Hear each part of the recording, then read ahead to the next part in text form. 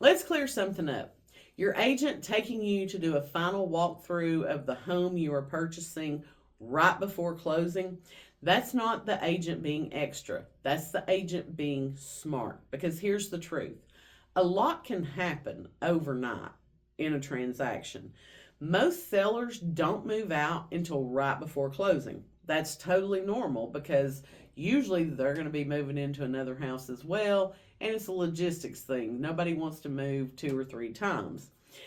That's why we don't just do one walkthrough of the home. You probably will do two. You may choose to do one after the repairs have been done, maybe 3, 4, 5 days before closing. Usually the seller stuff's still going to be there. And so a lot of the things that may get revealed later may not be obvious when you do that. So the first walkthrough typically happens a few days before closing, and you just want to make sure again that the repairs have been completed and the home is in generally the same condition it was when you went under contract on it. But here's the catch. Pipes can burst in an instant. A refrigerator can magically go missing. I've had that happen a couple of times. A moving crew could scratch the hardwoods, or they could make holes in the drywall, scuff it up. And I mean, heck, even a storm can come through and cause a tree to fall on the roof. There's a ton of things that can happen in the time right before you go to closing.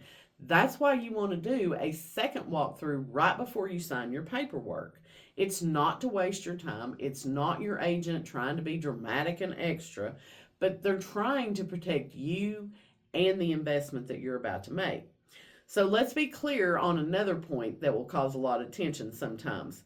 The house is typically required to be in what we call a broom-swept condition.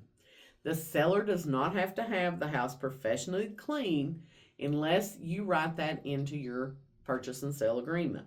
So if you didn't ask for a professional cleaning, you need to temper your expectation when you do that final walkthrough.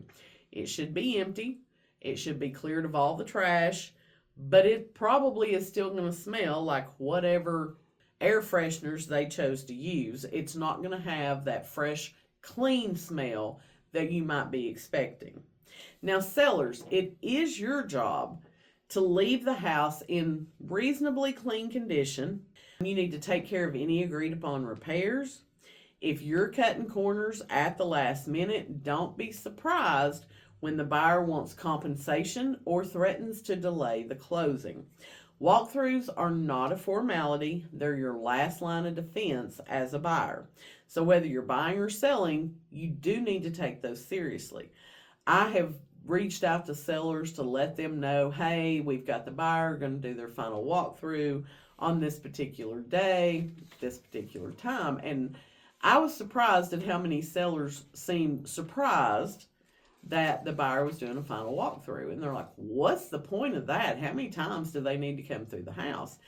And I'm like, a final walkthrough is the most normal thing in the world because the buyer needs to ensure, A, that all repairs were done, but also B, that the house is in the same condition that it was when they went under contract. I said, you wouldn't want to buy a house and not make sure that everything was good, would you? So it's very important that both sides understand why that final walkthrough is important. So I'm going to ask you, when you bought your house, how many walkthroughs did you do before you actually signed your closing paperwork? And did you find anything surprising when you did your final walkthrough? Let me know in the comments.